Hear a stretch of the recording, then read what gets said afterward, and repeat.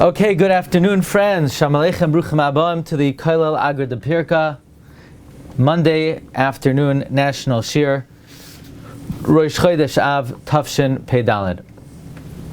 So now we've entered a time of the year which is traditionally, historically, a difficult time for the Jewish people.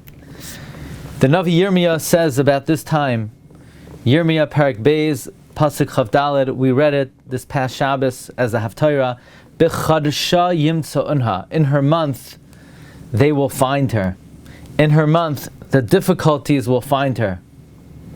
The Abarbanel writes in Yirmiyahu there that bad things have a way of happening to us during this month of the year. Was anyone surprised when Iran first threatened to attack the Jewish people on Tisha, and then they said, well, maybe tomorrow, on Rosh Chodesh. Not that they know the dates, but just like in 1492, the Abarbanel writes, Ferdinand and Isabella didn't know the significance of Av or Tisha B'Av, but their mazel understood. So, what goes around comes around in our times as well. The enemies of the Jewish people, they instinctively know that if there's a month, it's the month of Av, and if there's a day, it's Tisha B'Av. Want to learn a little bit about the character of the month of Av and how it's an ominous time for the Jewish people, and what does that mean for us in general? Do we believe that there are auspicious or ominous times in our calendar? So, we're going to talk about good times and bad times. The Mishnah says at the end of Tainus that Mishenichnas Av Mematin B'Simcha, when the month of Av comes in, we diminish our joy. The Gemara says, Rabbi Yehuda Breid Rav Shmuel Bar Shilas Mishmei Derav. Rabbi Yehuda, the son of Rav Shmuel Bar Shilas, said in the name of Rav, that just like when the month of Av comes in, we decrease our joy, when the month of Adar comes in, we increase our joy. So there are ominous times and there are auspicious times. Rav Papa says in Rav Papa Hilkach Bar Yisod the Islay Dina Bahadei Nachri L'Shtamit Minei Ba'av. Therefore, if somebody has a court case with a Gentile, he should try to wiggle out of it in the month of Av. V'limtzi nafshi ba'Adar, and he should schedule it for Adar. Why Adar? Debari Mazli. One's mazel is strong. So there is a concept in Jewish thought. There are times when our mazel is weak, and there are times when our mazel is strong. You may have thought God runs the world, and if we do the right thing, then we'll have good times. If we do the wrong thing, there'll be bad times. There's no concept, perhaps one might say, of better mazel or worse mazel, and yet the Gemara says, no, that's not true. There are definitive times when the Jewish people have good mazel, and there are times when we have bad mazel. And the Gemara even says, if you have a court case, try to get out of it in Av. Now, what part of Av should you try to get out of? Is the whole month of Av ominous? Is it only a certain part of Av? Comes the Magen Avram Siman Tav Kaf Nun Aleph L'Shtam Minei Ad Rosh Chodesh Elul. The entire month, the whole month is bad. Not just the first 9 days, not just until Tu B'Av. The whole month is bad. The whole month is Reya Mazlei. The month of Av is Reya Mazlei. But as we're going to see, that not everybody agrees the whole month is Reya Mazlei. The Zohar HaKadosh teaches us, in Parshas Yisroi, Daf Ayin Chesam and Beis in the old print, that Yaakov, Avinu, and Esav, they, so to speak, divvied up the year, and they each took months for themselves, and Yaakov Avinu took for himself Nisan and Iyar, and he incorporated it in the month of Sivan, which is the month of twins. And Esav took 2 months. He took Tammuz and he took Av. And even though he took Tammuz and Av, he was not able to incorporate it in Elul. Elul does not belong to Esav. And even the month of Av, says the Zohar HaKadosh, he only took 9 days and not any more. He was not able to get more than 9 days of Av. It's interesting that even though the Magen Avram says to try to avoid a court case in the whole month of Av, the Chayei Adam writes in Klal Kuf Lamed Gimel, number 4 on your sheet, The Chayei Adam says that Mishenichnas Rosh Chodesh Av ein smechin klal, we don't rejoice at all. And a Jew who has a court case with a Gentile, he should try to slip out of it because his mazel is bad. Says the Chayei Adam, at best, try to slip out the whole month, but at the very least, the first 9 days. Mishnah Berurah also says, try to slip out the whole month, but at least the first 9 days. So it's a little bit different than the Magen Avram. Magen Avram says, slip out until Rosh Chodesh Elul, and he makes no differentiation between the first 9 days and after that. Nevertheless, the Chayei Adam and the Mishnah Berurah do. Maybe it's sourced in the Zohar that Esav was only able to take 9 of the first days of the month of Av. It's very interesting. The Chassam Sofer questions, what is the Magen Avram's source that the whole month of Av is bad? He says that the Magen Avram is basically equating Adar and Av. And just like the whole month of Av, the whole month of Adar is good, just like the entire Adar is fortuitous, is auspicious, is a time of good mazel, the whole Av is a time of bad mazel. And the Chassam Sofer challenges that analogy. Chassam Sofer says just because the whole month of Adar is good, it does not necessarily mean the whole month of Adar is bad. Why? Says the Chassam Sofer, there, the days between Purim and Pesach are sandwiched between two Yamim Tovim. So not only are the days leading up to Purim good, but the days after Purim, between Purim and Pesach, are also good. Furthermore, but when it comes to Av, once Tisha B'Av passed and the Yemei Tzar passed, certainly after Tu B'Av, which was a great Yom Tov for Klal Yisrael, Lo Hayu Yom Tov L'Yisrael Ketu B'Av, and the Chassam Sofer says, V'nas Yagoin V'anacha V'sasain V'simcha Yasigu. So therefore, the month of Av is not entirely bad. Furthermore, says the Chassam Sofer, after Tisha B'Av and on, it's almost like a completely different month. After Tisha B'Av and Av, it's called Menachem Av. So you can't say just like the whole Adar is good, the whole Av is bad. It's only until Tisha B'Av. The whole Adar is good because it's in between Purim and Pesach. But the whole Av is not bad. After Tisha B'Av, the Tsar has ended. Furthermore, after Tisha B'Av, it's like a new month. We call it Menachem Av. And moreover, says the Chassam Sofer, in Adar the whole month is good because the days after Purim we begin the Shloshim Yom Sheshayalim V'Darshim B'Inyanei Shel Pesach. So therefore it comes out Purim and Pesach are almost embracing each other, and the days in between are days of Simcha and Sasain. Masha'enkein in the month of Av, the whole month is not considered ominous.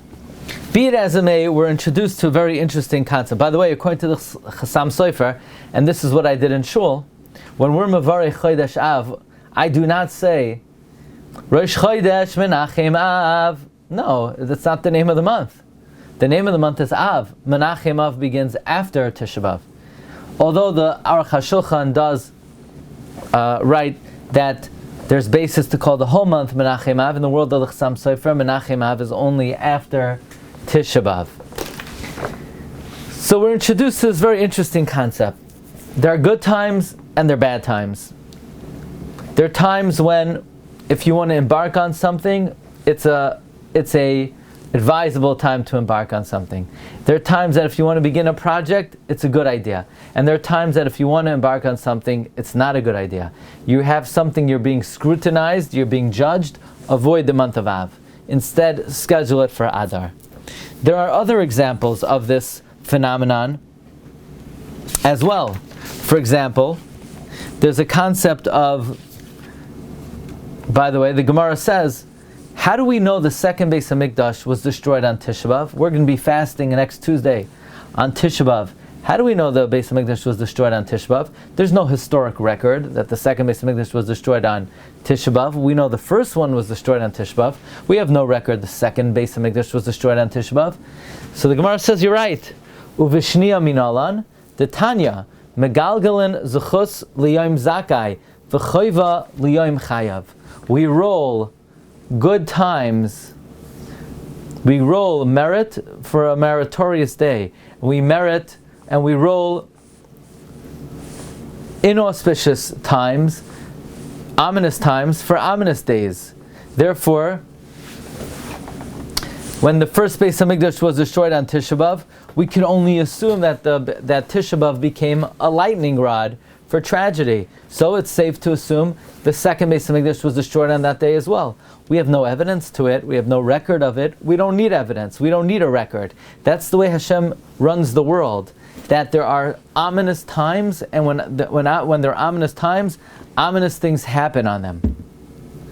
Here's another example of an ominous time. Nowadays people love to bring in schnapps and pastries for a yahrzeit. Really, halachically, a yahrzeit is a day of fasting. Shulchan Aruch says you need to fast on the day that a father or mother passed away. Why? Says the Levush. Really, you need to do tshuva, because on that day, if a loved one passed away, it's a dangerous time for the mishpacha. Why? Because if something bad happened on that day, a person's mazel is bad on that day. A person's mazel is bad on the day their father or mother passed away. Therefore, we fast, because we have to do tshuva at a time that our mazel is bad. Now, for this reason, the Levush says one should fast on the Yom HaMisa of a parent, not on the Yom HaKfura. Even if the Yom HaKfura was a different day and it's year one, nevertheless, the taina should be on the Yom HaMisa, not on the Yom HaKfura. And the reason is because on the day that a person's parent passes away, the mazel is weak. One's mazel is weak on the day that a parent passes away. So that's another example that there's another idea, another illustration of the concept of Re'a Mazle. There are months of the year that a person's mazel is weak, namely the month of Av.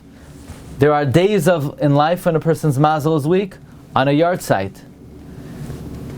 There are months of the year when a person's mazel is strong, the month of Adar. Let me give you another illustration of this in the converse. There are times when a person's mazel is strong. On a yahrzeit, the mazel is weak. There are other times that, in fact, the mazel is strong. You know, the Gemara tells us in Masechta Brachos the story of Ram Gamliel and Rabbi Yeshua when Ram Gamliel was demoted and they appointed Rabbi Eliezer ben Azariah in his stead. And the Gemara says in Brachos on Daf Chavches, Hahu Yoima bar tamne sare shani have. On that day, he was 18 years old. So the Ben Yoyada is troubled. Why does it say on that day he was 18 years old? Why doesn't it say at the time he was 18 years old? Says the Ben Yoyada, it could be it's because he conjectures that it was his birthday and he had turned 18 on that very day. And that's why he was Matzliach and he became the Nasi and he merited a miracle. Because we know that on a person's birthday, a person's mazel is strong and successful. Therefore, a person should be noyeg that on their birthday they should make a Yom Tov for themselves. And that's the reason why a miracle happened, that 18 rows of white hair grew, because he had turned 18 and he had lived 18 wholesome, righteous years. So the Ben Yoyada is saying that there are days in one's life where one's mazel is strong, namely on one's birthday. So on a yahrzeit, Re'a Mazle, the mazel is weak. On a birthday, the mazel is strong. Right? Likewise, Reb Tzadok HaKohen writes, Reb Tzadok HaKohen has a sefer of different chidushim that came to him in a dream. It's called Kuntros Divrei Chaloimos. It was Leil Matzah Shabbos Kodesh Vayishlach. He says that the day that a person is born, he's in the summit and the pinnacle of his mazel, and he has nothing to be afraid of on that day. The Gemara in Kedushin says that tzaddikim pass away on the day they were born. No, because for tzaddikim, death is an elevation of their mazel. It's an elevation for them. They're able to take off the sackcloth of the body and be donned in the supernal, mystical, spiritual garb that will cloak his neshama.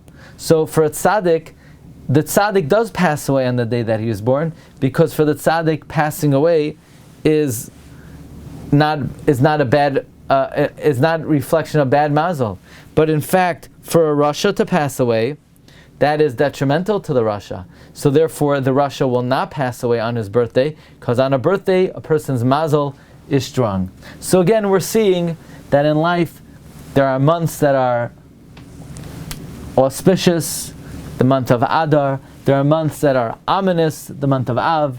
There are days that are ominous on a yahrzeit. There are days that are auspicious on one's birthday. And we're going to see that this has practical ramifications as well. The Gemara Megillah on Daf Vav and Beis tells us that if you see a rasha who's being successful, don't start up with him. Like it says, Al tischar b'mereim. And not only that, if you see the wicked being successful, his ways will be successful. Like it says, Yachilu derachav b'chol eis. His ways will be successful at all times. And not only that, if you take him to court, even if you're right, he'll win. And not only that, he will stare down his opponents. So Gemara asks, really, you shouldn't start up with Rishaim? But Rabbi Yochanan said in the name of the Rashbi, you're allowed to start up with Rishaim in this world. Like it says, Oizvei Torah Yahalalu Rasha. Those who forsake the Torah will praise the Rasha. V'shoimrei Torah Yizgarubam. And those who preserve the Torah will quarrel with them. In other words, you should start up with the Rishaim. And Rabbi Glatstein Bar Machon said, it's mutter to instigate against the Rishaim. And if you're not confident in that, it's because you have a guilty conscience. So therefore, it's a stira. Should you start up with Risham or not? So the Gemara says it depends. Regarding personal things, you should not start up with Risham. Regarding spiritual matters, you could. Answer number 2, even regarding personal things. If you're a tzaddik gamor, you could start up with him. If you're not a tzaddik gamor, don't. And the third answer is, Shah misachekes loishani. If it's his hour in the sun, it's different. Really, you should not start up with the wicked in this world. I'm sorry, really, you can start up with the wicked in this world. After all, you have to show who's right. You have to put the rush in his place, but not at his moment in the sun. When things are going well for him, when the sun is shining on him, when everything he does is turns to gold, when he has his moment, leave him alone, because at that time, he's invincible. There's a concept that at a time that a person is successful, his mazel is strong, everything's going to go his way. Everything he does will turn to gold. And therefore you should keep away from him. This din, this idea, so the Gemara gives 3 answers. One answer is, don't start up with him in personal matters. One answer is, you can only start up with him if you're a tzaddik gamor. And the third answer is, no, specifically don't start up with him when he has his moment in the sun. Amazingly, Rabbi Kiva Eger, in the Gilyon HaShas, on the Gemara, in Brachos, we're going to read that Gemara soon, he quotes a Magen Avram in the beginning of Siman Kuf Nun Vav. The Magen Avram in Siman Kuf Nun Vav quotes many Hanhagos Toivos, and he tells us how to accord ourselves halacha l'maisa. And incredibly, the Magen Avram, he quotes this Gemara in Brachos, and he quotes specifically the third answer of the Gemara, namely, that when a rasha is having his moment in the sun, stay away from him, don't start up with him. So the Magen Avram is paskening halacha l'maisa. don't start up with a Rasha when things are going his way. When the momentum turns, when the mazel seems to be on his side, when things seem to be going his way, so then don't start up with the Rasha. So this is not just a general idea, but it's halacha l'maisa according to the Magen Avraham. It's interesting, the Gemara Brachos says on Daf Samach Daled, Amar Rabbi Abin Halevi, Kol hadoichek es hasha, sha doich kasai, v'chol hanidcha mipnei hasha, sha nidches mipanav. Anyone who pushes the hour will push him. Anyone who yields to the hour will yield from before him. And the Gemara gives an example. This is like the story of Rabbi and Rabbi Yosef. What's the story? Rabbi Yosef was a Sinai. Rabbi Yosef had a broad-ranging knowledge of the whole Torah. The Rabbi Oiker Harim, Rabbi uprooted mountains. Rabbi was someone who had deep profundity and analytical ability, and he could uproot mountains with his sharp analysis. They needed a Rosh Hashiva. So they asked, what's greater, Sinai, what Rabbi is? What Rabbi Yosef was? Someone with broad-ranging knowledge? Or V'oiker Harim? Or what Rabbi was, who was analytical? So they concluded Sinai is greater, because everybody needs the information. Nevertheless, even though they offered the job to Rabbi Yosef, who was the Sinai, Rabbi Yosef didn't accept the job. Why? Because Rabbi Yosef heard from the stargazers that he would only rule as Rosh Hashiva for 2 years. So what happened? He let Rabbi go ahead of him. Rabbi became the Rosh Hashiva for 22 years, and then Rabbi Yosef ruled for 2.5 years. What would have happened had Rabbi Yosef pushed his way to become the Rosh Hashiva? He would have been Rosh Hashiva for 2.5 years, and then he would have died. Because Min HaShamayim, he was only supposed to rule for 2 years. But because he yielded the hour, and he gave Rabbi the job, so Rabbi ruled for 22 years, and then Rabbi Yosef ruled for 2.5 years. And Rabbi Yosef gained from it an additional 22 years of life. So from this Gemara we learn that don't push the hour, but let the hour push you. Now, Rabbi Kiva Eger on this Gemara cites the Magen Avraham, who the Magen Avraham paskins like the third answer in the Gemara Brachos on Daf Zayin that we saw before, that when a Rasha is having his moment in the sun, just get out of the way. Don't start up with him then. The Ben Ish Chai, there's a collection of stories that are found in the writings of the Ben Ish Chai. It's called Nifla Ma'asecha. And the Ben Ish Chai wrote a Perush on Shas, on the Agadata, called Ben Yehoyada. He also wrote a Perush called Benayahu. In Benayahu, the Ben Ish Chai says that this idea that there are auspicious times in life and that there are ominous times in life, this idea is not only a general idea. This is not just when it comes to spiritual matters, but it refers to not only political matters, but it also refers to parnasa. Because originally, the example the Gemara brought is Avshalom. He wanted to be king. If he would have waited patiently, maybe ultimately would have happened naturally. But because he tried to take the throne by force, so he was not successful. Now, the Ben Ish Chai tells the following story. So a man passes away, he leaves a big inheritance, and he leaves inheritance to 2 sons.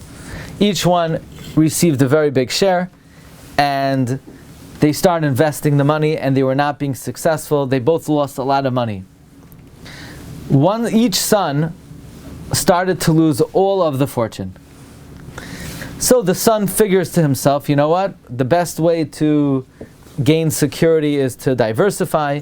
So he would put whatever little money he had left into different areas, different arenas, different markets, and it doesn't matter. Wherever he turned, he was a failure, and he ended up continuously losing money and sinking further into debt.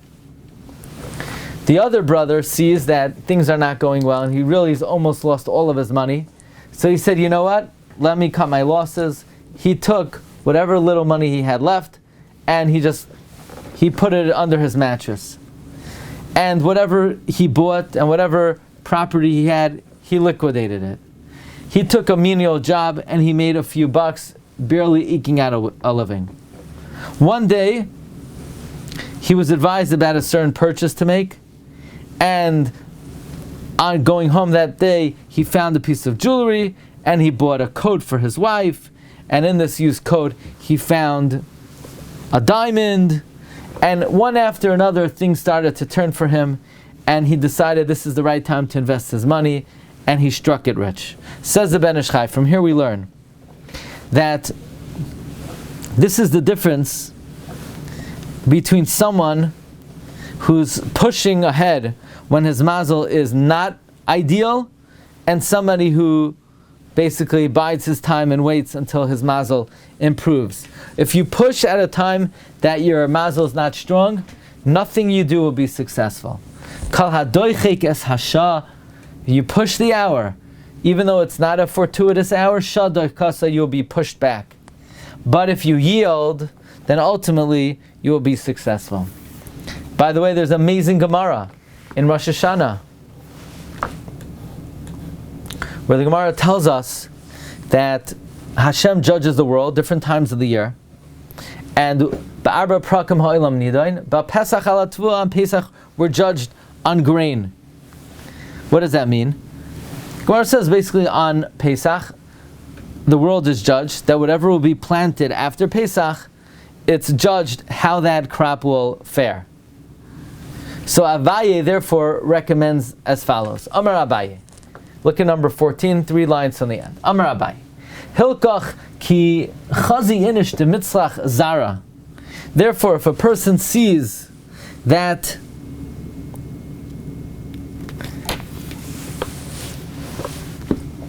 Dimatzlach zara afla, if a person sees his slow maturing crop is being successful, likadem velizrei charpa, he should quickly plant a fast maturing crop.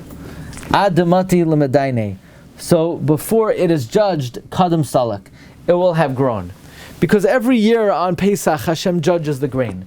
If you see that your slow planting, your slow growing crop is being successful, that means it was planted under the influence of a Pesach that had a good din. Because if whatever is growing now in this coming year is being successful, that means on Pesach when the crop was judged, it was judged favorably. So now is a good idea to quickly plant another crop.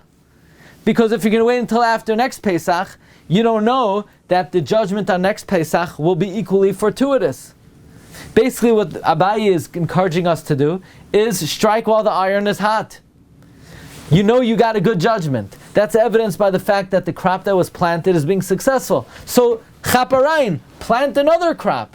Don't wait until next year. You don't know what next year's Pesach din will fare. And amazingly, this is seen in some really interesting psukim in Shmuel Beis. In Shmuel Beis, Parakeh, psukim Yud Aleph through Yud Daled, the Navi tells us that David HaMelech, when he ascended the throne, the king Hiram, the king of Tyre, Hiram, sent to David cedar wood and all kinds of raw materials to build the Beis HaMikdash. He sends him carpenters, masons, and Vayivnu Bayis David, they build a home for David. Vayeda David ki yechinu Hashem l'melech al Yisrael. David recognized that Hashem established him as the king. V'chinisei mamlachta ba'avor Am Yisrael, and Hashem elevated his kingdom for the sake of Klal Yisrael. So when David saw that Hashem was solidifying his power, you know what David did? Vayikach David oid pilagshim. David took more concubines, v'nashim, and more wives, Mirushalayim, achrei boimei Chevron, after he came from Chevron. Vayivoldu oid leDavid banim ubanais. It was born to David more sons and daughters. Says the pasuk, "Ve'ela shemais hayiloidim lo b'Yerushalayim." These are the names of those who were born to David in Jerusalem: Shamua, v'Shoivav, v'Nasan, u'Shleimai.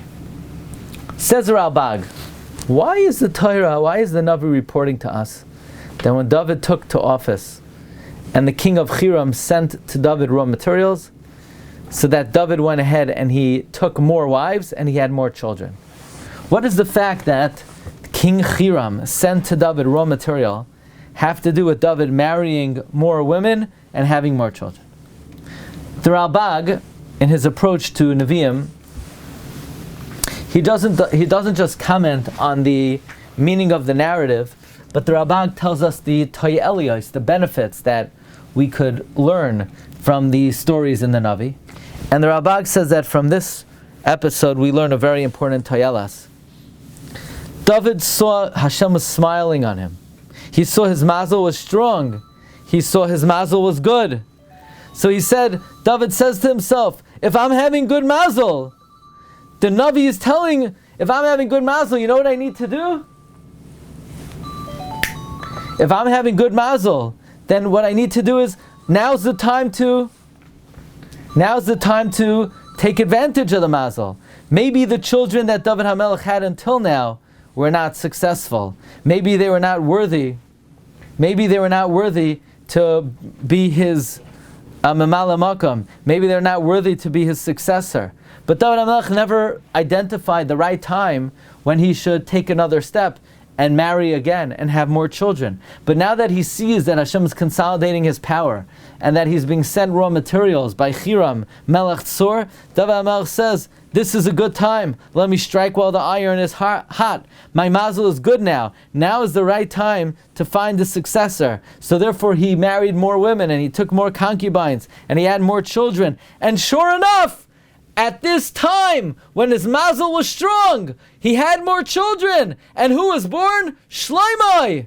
Had David not taken the steps to take advantage when the mazel was good, he would never have had a successor. The Navi is teaching us, says the Ralbag, that there are times in life when you see things are going well, that's the time to start new projects and new ideas and to build and to accomplish.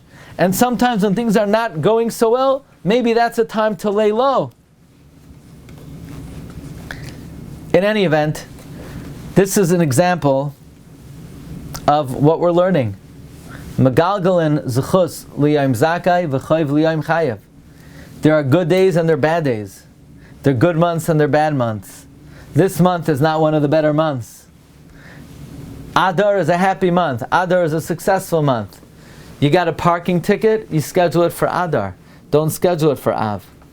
Av's not a great time. Definitely not the first 9 days, maybe even the whole month. Tammuz isn't great either.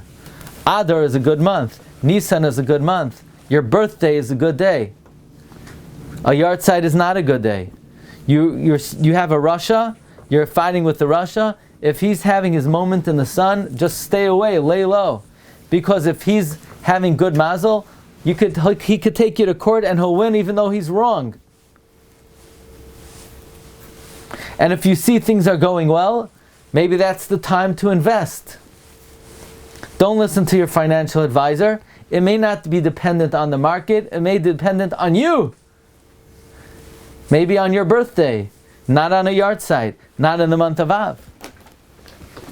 If you see something's being successful, strike while the iron is hot. David HaMelech saw he was having good times, so he got married. He married more women. He married more concubines. He had more children. And sure enough, lo and behold, guess what? He was successful. Now,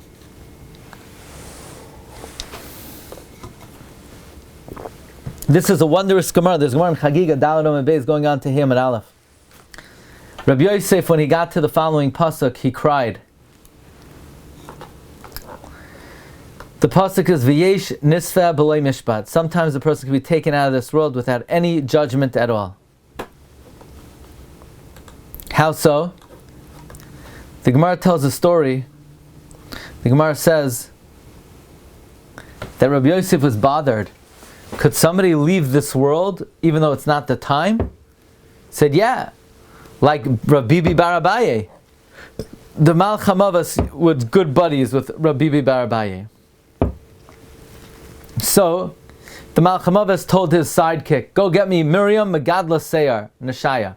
Get me Miriam the Sheitomacher. Bring me her, meaning kill her. I'm after her. So, the Shliach, it was his first day on the job, he got the wrong Miriam. He got Miriam the school teacher. Amrle, I know Miriam Megadla Seyar Nashaya Amrlach. You nincompoop, the Satan says. I told you to get the other Miriam. How do you make a mistake like that? I told you to get Miriam the Sheitomacher, not Miriam the Mora. So the sidekick says, all right, I'll put her back, I'll send her back. So the Satan said, nah, once you took her, we'll keep her. No backsies. Once you took her, we're going to keep her. So the Gemara asks, how's that possible? She wasn't supposed to die. How did the Satan sidekick take the wrong person? So the Gemara says, very simply, she was fiddling around in an oven. She reached out to pick up a coal. She dropped the coal on her foot. Her mazel became weak. They brought her back. They took her. She made a mistake. She took the coal. It dropped it on her leg. Oh, she has bad mazel. The Malcham Avos could get you. So there is such a concept in Judaism as good times and bad times. Rabbeinu Tam calls it Yemei HaAhava and Yemei HaSinah, days of love and days of hate. And one of the important things in life to know is that there are good days and bad days. And let's say this morning you woke up, you're not feeling well, and then on your way to shul you left your talis and tefillin at home, and things are just not going well today. Don't worry, so lay low, tomorrow will be a better day. That's the verdict of life. Life has different kinds of times. You have good hours, you have bad hours. You have good days, you have bad days. The next 9 days, they're not the greatest days right now. La'asid lavai, though, they'll change. La'asid lavai, they'll turn into days of Yom Tif. But right now, the mazel is not great. And one has to be aware of that. And it seems like it might be a good idea that if you're contemplating doing something, and then things start going well for you, well, maybe that's the right time to embark on that project. And furthermore, if you're having a rough patch, maybe that's not the best time. Even though the Gemara tells us in Masechta Shabbos, on Daf Kuf Nun Vav, Ein Mazel Yisrael, the Jewish people are not governed by Mazel, so it would seem that everything we're talking about should not apply to Klal Yisrael. But we have to look at Tosfos. Tosfos says, indeed, there is Mazel for Klal Yisrael. Ein Mazel Yisrael means we're not locked into the Mazel. But there are ways to break the Mazel. How? Says Tosfos, with a Zechus Gadol, with a great merit, you could break your Mazel. Question: what is an example of a great merit with which you could break your Mazel? So the Chassam Sofer in Parshas Vayigash reveals to us what is an example of a great merit that you could break your Mazel. So the Chassam Sofer says that everybody in this world has a threshold that they're willing to do the right thing as long as X, Y, and Z, but once X, Y, and Z happens, they can't keep to it. For example, I'm willing to do the right thing as long as I'm going to be able to eat supper. But if it means me not eating supper, I don't know if I'm still going to be able to do the right thing. So this person has made supper his boundary. Meaning, provided that he'll still have a decent meal, he'll keep his cool. But if he's not going to be able to eat anything, or some people, they're willing to do the right thing provided it's not going to cost them more than 10 cents. As soon as they have to spend 10 cents, then they lose it. Or some people, they're willing to do the right thing as long as they're not going to lose $1,500. Everyone has a border. Some people, though, they're willing to do the right thing at any cost, unless it's going to cause a machlokes. If it's going to cause a machlokes, then they say, you know what? That's my threshold. I don't want to cause a machlokes. Says the Chassam Sofer, you know how we refer to such a person? Hasam gevulech shalom. One who makes peace their border. Many people, they have a threshold. As long as it is not going to, it's not going to hurt them or cause them harm. But somebody who's on a very high level, their threshold is peace. And about such a person we could say, Hasam gevulech shalom. He makes his border peace. His reward will be chelev chitim yaspiech. He will be satiated with the fatness of wheat, meaning he will have a segula for parnasa. Says Chassam Sofer, even though ein mazal Yisrael, that means we are not locked into our mazal. But with a great zechus, you could break your mazal. You know what that great zechus that could break a person's mazal is? Shalom. One who's willing to overlook for the sake of peace. That is a zechus gadol with which one could break their mazal. And maybe we could say and apply the same thing regarding this time of the year. There is no question that the mazal of Klal Yisrael during this time of the year is ominous. There is no question that this time of the year, this month, and these days are a lightning rod of disaster for the Jewish people. There is no question that we are influenced by the mazal of Chodesh Av. But ein mazal Yisrael. We're not locked into it. We are not locked into the mazal. The only thing is we need a great zechus to break the mazal of Chodesh Av. And you know what that zechus is? The zechus is Hasam gevulech shalom. The midah of shalom is the great zechus with which we could break our mazal. So even though during this time of the year we are apprehensive and we do have a level of anxiety because of the zman and because of the historic significance of this time of the year, nevertheless we are not locked into it. We are not bogged down by it. It is something we can break out of. And that zechus gadol that Tosfos says Klal Yisrael has, that we could break our mazal, Chassam Sofer teaches that zechus gadol is the zechus of shalom.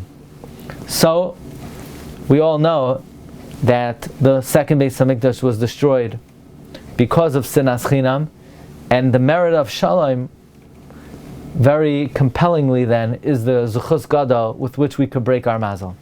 Okay, Rabbi Isai, I will see you next Monday, Erev Tisha B'Av, for our final shir before Tisha B'Av. I wish everybody a good week and bracha v'hatzlacha. Kol tov, everyone.